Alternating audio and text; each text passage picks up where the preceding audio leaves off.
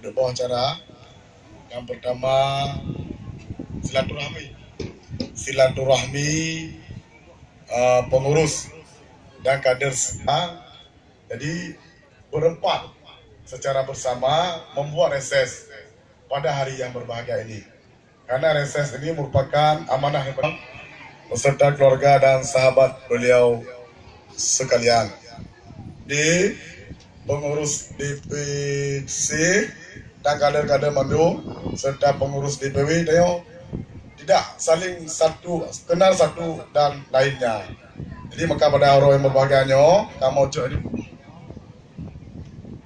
di PAN Aceh besarnya menjadikan PAN-nya sebagai rumah besar, rumah PAN bagi kita semua.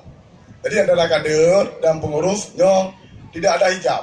Nah, maka kita bergeraknya supaya ada tali kekeluargaan di antara tanya mengenal.